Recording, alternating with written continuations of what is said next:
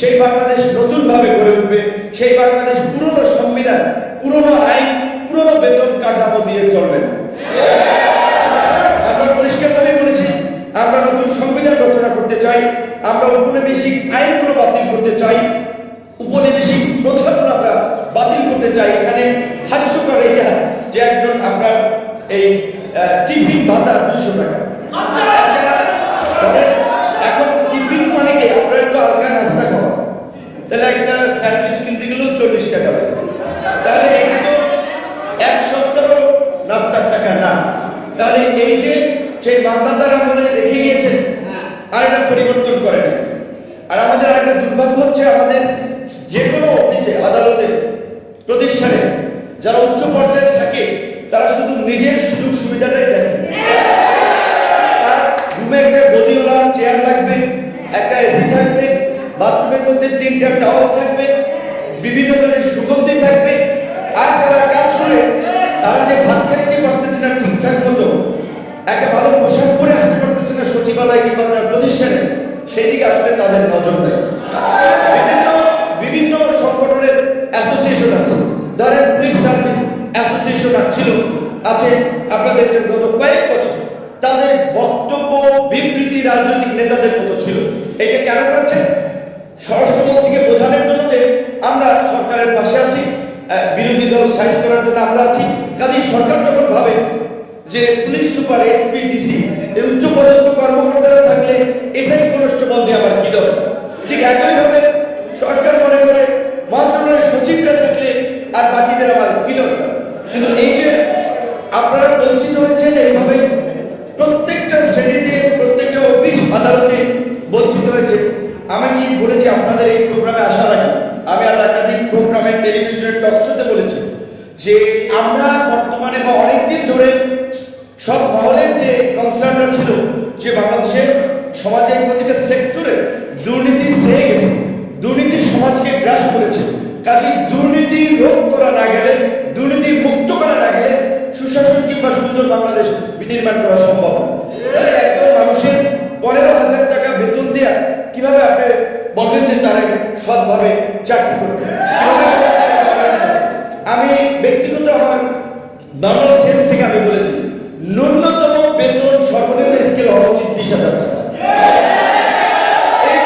এখানে তো বেতনের স্কেল 8,200 টাকা, সব মিলিয়ে ভাতা টাতা মিলে হচ্ছে 15,000 টাকা। এখনকার বর্তমান বাস্তবতায় একজন শ্রমিক, ধরেন যারা একেবারে যেটা বলে খেতে খাওয়ারও কাজ করে কিংবা ডেলে মারা, সেও কিন্তু 600 টাকা 700 টাকা তার মজুরি নেয়। অবশ্যই তারাও হারমানা পরিশ্রম করে, আপনিও তো পরিশ্রমটা একইভাবে দিচ্ছেন। তাহলে আপনার যে মানে এটা তো আমাদের স্বীকার করতে হবে, বাংলাদেশের আর্থ সামাজিক প্রেক্ষাপটে মানুষ মনে করে আপনি এক সরকারি চাকরি করেন। আমাদের দেশে যেখানে আপনার অধিকাংশ মানুষই নিম্নবিত্ত, মধ্যবিত্ত, কাজে তাদের একটা চাকরিজীবী লোকের প্রতি তার আত্মীয় স্বজন, পরিবারের নানা রকম একটা প্রত্যাশা থাকে। এইটা সামাজিক বাস্তবতা, এটা আমাদের অস্বীকার করার হয়ে নেই। সো আপনি এই সমাজের সাথে তাল মিলিয়ে চলার জন্য তো আপনার বাধ্য হয়ে দুর্নীতি কিংবা অনিয়মের সাথে ইনভলভ হতে হচ্ছে।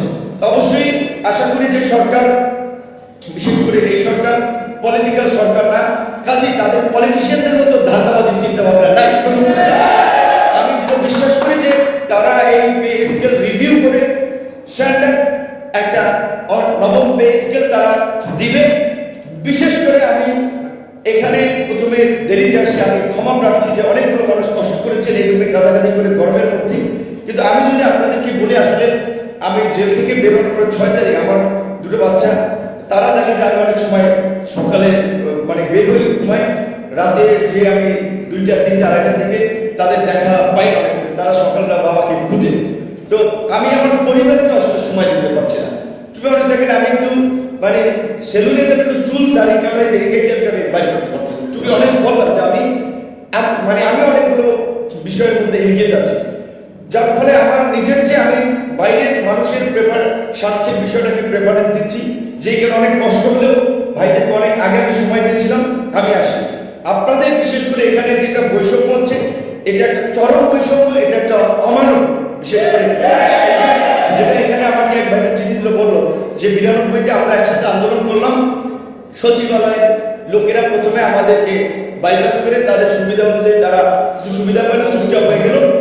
পরবর্তীতে বঙ্গভবন, গণভবন কিংবা আরো কয়েকটা জায়গা থেকে তাদেরকে টেনে নিয়ে আসলো, আর আপনাদের পক্ষে থাকলো না।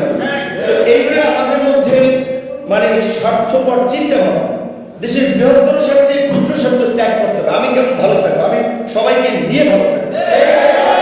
আমাদের দেশের এমপি, মন্ত্রী বলেন, সচিব বলেন, তাদের বুকের ব্যথা হলে অনেকে সিঙ্গাপুর চিকিৎসা নিতে যায়, থাইল্যান্ড চিকিৎসা নিতে যায়, লন্ডন চিকিৎসা নিতে যায়। আমার আপনার সর্বোচ্চ শেষ ভরসা প্রাইভেটের মধ্যে ধরেন যদি যান র্যাপিড, পপুলার, ইমপ্রেসি না, তারপরে আবার প্রাইভেট হসপিটালগুলোতে না, যেটা বলছি যে যদি প্রাইভেট ধরেন, আর ঢাকা মেডিকেল সহ সরকারি হসপিটাল তো আমাদের সেখানে লাস্ট ভরসা চিন্তা হয়। সেই ঢাকা মেডিকেল যদি দেখেন, আমার মনে হয় পৃথিবীতে কমের হসপিটাল আছে বারান্দায় মেঝেতে মস্তিষ্কের গুলি বাইর করা ওই রোগী বারান্দায় ভর্তি। এখন ঢাকা মেডিকেল কেন এই রোগীকে নিচ্ছে? কারণ দুনিয়ার সমস্ত রোগী ঢাকা মেডিকেলের ডাইরেক্টর যেটা বলে, ভাই সব জায়গায় রিফিউজ করলে আমরা রিফিউজ করতে পারি না, আমাদের কাছে পাঠিয়ে দেয়। তাহলে আমাদের দেশে অন্তত 8টা এই যে 10টা বিভাগ, এই 10টা বিভাগীয় পর্যায়ে বিএসএমএমইউ কিংবা ঢাকা মেডিকেলের মতো 10টা মেডিকেল প্রয়োজন, কিন্তু দুঃখজনক করে নাই। দেখেন এই যে বিএসএমএমইউ একটা সুপার স্পেশালাইজড হসপিটাল করছে, এটা কোরিয়ান এক্সিম ব্যাংক বা একটা সংস্থা 1,500 কোটি টাকা বরাদ্দ দিয়েছে যে তোমাদের দেশের মানুষ ভালো চিকিৎসা পায়। এই যে আমাদের যেটা চোরের খনি আমরা পেয়েছিলাম, এইখানে প্রত্যেকটা সেক্টরে অনিয়ম করেছে এবং ওদের কমিটমেন্ট ছিল আরেকটা হসপিটাল করা, ওরা সরে গেছে, ওরা আর করে না। তো নিশ্চয়ই এই যে দুর্নীতি এবং অনিয়ম রন্ধ্রে রন্ধ্রে বসে আছে, এই সরকার যদি আমাদের তাদের, আপনারা যেমন আমাকে এখানে ইনভাইট করেছেন যে আমরা আন্দোলন করেছি, সরকারের সাথে আমাদের সরাসরি যোগাযোগ আছে, আমাদের ছাত্র বন্ধু থেকে শুরু করে আমাদের শুভাকাঙ্ক্ষী যারা পরিচিত খুব ক্লোজলি ছিল, তাদেরকে আমরা সরকারে পাঠিয়েছি আমাদের চিন্তা ভাবনার প্রতিফলন বা বাস্তবায়ন করার জন্য। সেই জায়গা থেকে আপনারা মনে করেছেন একে তুলে ধরার জন্য আমি কিছুটা রোল প্লে করতে পারি, আমার রোলটা আমি নেব। কিন্তু সরকারের যখন একটা মানুষ আপনার বন্ধু কাছের লোক যখন একটা উচ্চ পর্যায়ে চলে যায়, তখন সে একটা প্রতিষ্ঠানে কাজ করলে সেই প্রতিষ্ঠানের পলিসি অনুযায়ী নীতি তাকে গ্রহণ করতে হয়। আমি জনগণের পার্টি হিসেবে, আমি তো এমপি হইনি, মন্ত্রী হইনি, কাজে আমরা এখন রাজনীতি করছি জনগণের অধিকার আদায়ের জন্য, জনগণের পাশে থেকে কথা বলে, জনগণের পক্ষে কাজ করে আগামীতে যখন ইলেকট্রাল সিস্টেম ঠিক হবে, একটা সঠিক নির্বাচন হবে, সেইখানে আমরা নির্বাচিত প্রতিনিধি হতে চাই। তার জন্য তাহলে অবশ্যই আপনাদের জন্য কাজ করতে হবে। আমরা সেই দায়বদ্ধতার জায়গা থেকে আমার সর্বোচ্চটুকু দিয়ে আমি কাজ করবো এবং আমার অনেকগুলো অধিদপ্তর এবং মিনিস্ট্রির লোকেরা এখানে একত্রিত হয়েছে। আমরা নেতৃত্ব পর্যায়ে তাদের সাথে আমি বসে কিভাবে নেক্সট স্টেপে আপনাদের যাওয়া যায় সেই বিষয়ে আমি আপনাদের তাদের সাথে থাকবো এবং আপনাদের দাবি দেওয়া বাস্তবায়ন না হওয়া পর্যন্ত আপনাদের পাশে আছি। আমার একটা ব্যক্তিগত অভিজ্ঞতা আপনাদেরকে দিই। আমরা চাই ঢাকা মেডিকেলে কোনো মানুষ চিকিৎসা নিতে গিয়ে, একটা গরিব মানুষ, একটা অসহায় মানুষ, তার ধরেন গ্রাম থেকে একটা মাঝা ভাঙা রুগী নিয়ে আসছে, কিংবা একটা কূপ লেগেছে, সিন থেকে ছুরি লেগেছে, একটা কি বলে একটা ট্রলি প্রয়োজন। এখন দেখা যায় কিন্তু কিছু লোকের মেন্টালিটি 50 টাকা না দিলে ট্রলিটা সাপ্লাই দেয় না। দেখেন কথা যে এই মানুষটা আছে, তার প্রিয় স্বজন, ভাই, বন্ধু, স্বামী কিংবা ওয়াইফ একটা সুস্থ রুগী নিয়ে আসছে, দ্রুত যদি তাকে ওই সেবাটা না দিয়ে সে যদি 50 টাকার জন্য করে, তাহলে এর যে অমানবিকতার কি হতে পারে? আমরা চাই দেশকে পরিবর্তন করার জন্য আগে সরকারি কর্মকর্তা কর্মচারীদের পরিবর্তন হতে হবে। তার জন্য আমরা আপনাদের সুযোগ সুবিধা পরিপূর্ণ নিশ্চিত করার আমরা দাবি জানাই এবং আমরা জানাচ্ছি। আপনাদের কেউ কমিটমেন্ট দিতে হবে যে সরকারি কোনো অফিস আদালতে 1 পয়সা দুর্নীতি এবং ঘুষ চলবে না, এবং আপনারাও দুর্নীতি, ঘুষ, অনিয়মের বিরুদ্ধে শক্তভাবে লড়বেন। যেখানে দাবি জানিয়েছেন যে দ্রব্যমূল্য বাজারের সাথে সঙ্গতি রেখে আমার এই বেতন নির্ধারণ, আমার বিশ্বাস এখানে ধরেন যেটা আমরা বলেছি, আমাদের যে প্রধান উপদেষ্টা তিনি তো কোনো রাজনীতিবিদদের মতো জটিল কুটিল মানুষ না, কাজে তিনি আন্তর্জাতিক বিভিন্ন সংগঠনে কাজ করেছেন। তিনি জানেন যে ইন্টারন্যাশনালি শ্রমিক কিংবা যারাই কাজ করে তাদের স্ট্যান্ডার্ডটা, যে তারা কত ঘন্টা পরিশ্রম করবে, কত ঘন্টা পরিশ্রম করলে ওভার টাইমে কি বেতন দিতে হয়, বাংলাদেশের প্রেক্ষাপটে কতটুকু করা উচিত। আমার ধারণা নিশ্চয়ই তিনি একটা ভালো আপনার এই পে স্কেল অন্তত আমাদের দেশকে উপহার দিবেন, যে সরকারি কর্মকর্তা কর্মচারীরা সমাজে যেন মর্যাদার সাথে বাজারের সাথে সম্পত্তি রেখে তারা বাস করতে পারে, চলতে পারে, তখনই তাদের মধ্যে দুর্নীতি অনিয়ম থাকবে না এবং আমরা যে আসলে কাঙ্ক্ষিত সোনার বাংলা বলি বা স্বপ্নের বাংলা বলি সেটা অর্জন করা সম্ভব। এই বাংলাদেশ বিনির্মাণে সরকারি কর্মকর্তা কর্মচারীদেরকে আসলে বিশেষ করে গুরুত্বপূর্ণ একটা দায়িত্ব নিত। পাশাপাশি আমি যেটা বলেছি, আমরা তো রাজনীতি করার সুবাদে শুধুমাত্র একটা বিষয় নিয়ে কথা বলি না, আরেকটা বিষয় জানেন কিনা আমি জানি না, আপনারা দেখেন যে সাংবাদিকরা ভালো ভালো প্রধানমন্ত্রীর প্রেস সেক্রেটারি ছিলেন, বিগত প্রধানমন্ত্রী, তার হাউসেও কিন্তু সাংবাদিকরা অনেকে বেতন পেত না। সো এই জন্য আমরা বলছি যে আমাদের এই রাষ্ট্রের আপনার বলে বিচার বিভাগ, নির্বাহী বিভাগ, আইন বিভাগ, রাষ্ট্রের ফোর্থ স্টেট বা চতুর্থ স্তম্ভ বলা হয় গণমাধ্যমকে, এই গণমাধ্যম কর্মীর একটা ওয়াচডগ হিসেবে ভূমিকা পালন করবে, সমাজের অনিয়ম অসঙ্গতি মানুষের দুঃখ দুর্দশা তুলে ধরতে।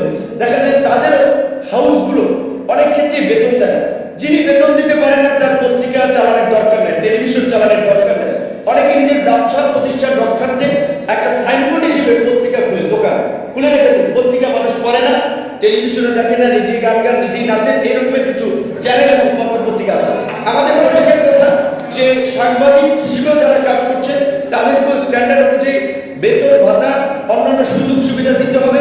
এবং এই আমাদের ছোট ভাই নাহিম গতকাল রাতে আমাদের কথা হয়েছে, নিশ্চয়ই এই যে যারা বেতন ভাতা দিচ্ছে না, সাংবাদিকদের সাথে বৈষম্য করছে, সে সমস্ত হাউসগুলোকে নোটিশ দিন, তাদের কার্যক্রম বন্ধ করে দেওয়াটাই আমি মনে করি উত্তম সিদ্ধান্ত। কারণ আপনি চালাতে পারছেন না, যারা চালাতে পারছে তারা ফাংশন করুন। তো আপনাদেরকে ধন্যবাদ জানাই। আবারও বিশেষ করে আমি ক্ষমা প্রার্থী, আপনাদের এখানে যত সময় উপস্থিত হতে পারিনি, আপনারা সুন্দর দৃষ্টিতে দেখবেন। এবং আমি কথায় জানি না আপনাদেরকে কতটুকু আশ্বস্ত করতে পেরেছি, কিন্তু আমি এইটুকু আপনাদেরকে বলতে পারি, এইখানে 3টা দাবি বলেছেন, 2টা দাবি মোটামুটি বলছে যে নির্বাহী আদেশে সচিবালয়, হাইকোর্ট, পিএসসি, গণভবন ও বঙ্গভবনের কর্মচারীদের ন্যায় অন্যান্য দপ্তরের কর্মচারীদের পদবি ও বেতন বৈষম্য আগামী 15 দিনের মধ্যে নিরসন করতে হবে। আমরা এই বিষয়ে একমত হয়ে তো আমি আসছি যে আপনাদের এই অন্যান্য দপ্তরের তবে আমি ফিক্স দিন বাইরে দেওয়ার পক্ষে না, দিনটা যাই লাগুক তারা, আমরা যেমন বলেছি রাজনীতিবিদ হিসেবে দেখেন আমরা নির্বাচন করব, আমরা ইলেকশন করব, কিন্তু আমরা একটা কথা বলেছি আমরা নির্বাচনের জন্য অস্থির না, সরকারের কাছে আমরা বেসিক কিছু রিফর্ম চাচ্ছি, দুদককে শক্তিশালী করে কারো টাকা উদ্ধার করুন, দুর্নীতিবাজকে গ্রেপ্তার করুন, একটা স্বাধীন নির্বাচন কমিশন গঠন করুন, বিচার বিভাগ এবং প্রশাসনের সংস্কার হবে, তারপরে নির্বাচন। তার জন্য সময় যাই লাগুক, 6 মাস 1 বছর কিংবা আরো যদি বেশিও লাগে, আমাদের আপত্তি নেই। ঠিক একইভাবে আপনাদেরকে এটা বলবো যে আপনাদের এই কাজ একমত, এটা করা দরকার, অবশ্যই এটা তো করতে হবে, তো নির্বাহী আদেশই করে, কিন্তু সময় তারা যদি সময় লাগে 2-4 দিন নেবে, সেটার সাথে খুব বেশি বোধ আপনাদের দ্বিমত নাই। আর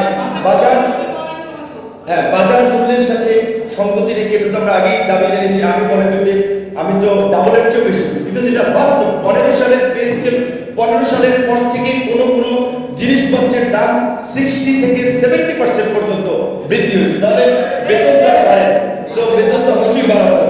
এবং এখানে 3 নম্বরে যেটা বলছিলেন, যে সকল কর্মচারীর বাৎসরিক বেতন বৃদ্ধি সেই ধাপে পৌঁছে গেছে, তাদেরকে স্বয়ংক্রিয়ভাবে উপরের গ্রেডের সংশ্লিষ্ট ধাপে বেতন দিতে হবে।